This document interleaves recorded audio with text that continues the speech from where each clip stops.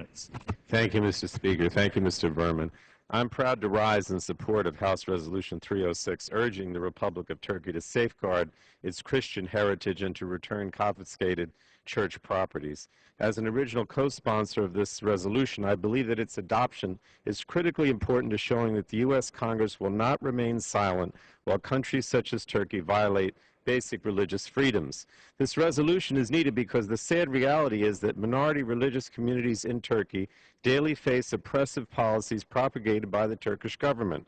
The U.S. Commission on International Religious Freedom has found, and I quote, "The Turkish government's formal, long-standing efforts to control religion by imposing suffocating regulations and by denying full legal status to religious institutions results in serious religious freedom violations." And the Commission has recommended that the U.S. urge Turkey to comply with its international commitments regarding freedom of religion or belief, and that is exactly what this resolution does. Now, many within Turkey today and many more have fled religious persecution over the past century, knowing the frightening consequences that religious persecution has had on Christians and their churches. Each year, the Armenian Issues Caucus, which I co the Armenian genocide. Over 1 million Armenians were killed in the genocide over 90 years ago.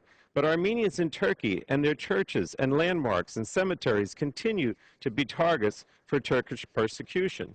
You know, I wanted to mention to my colleague, and I respect my colleague from Kentucky a great deal, the fact of the matter is that Turkey has never admitted that the genocide has occurred. And the fact that, you know, you mentioned that in World War I, well, there were problems on both sides, but the fact of the matter is that over 1 million Armenians were massacred, and their churches and everything continue to be targets today. The resolution further calls on Turkey to stop its oppressive policies towards the education of Greek priests and its overt attempts to pressure the ecumenical patriarchate to leave his home country. Can you imagine that they're asking the patriarch of the Greek Orthodox Church to leave Turkey, where he and the patriarchate have been for, I don't know, 2,000 years? So I really believe if you believe that we should have freedom to practice your religion without interference of oppressive governments, then you should really vote yes on this resolution. And the fact of the matter is that Turkey continues to do all these things. You know, the suggestion I know my colleague has made from Kentucky that somehow they're doing a better job, I mean, it's just very token, and there are just as many instances where they continue the oppression that compared to those few where maybe they've tried.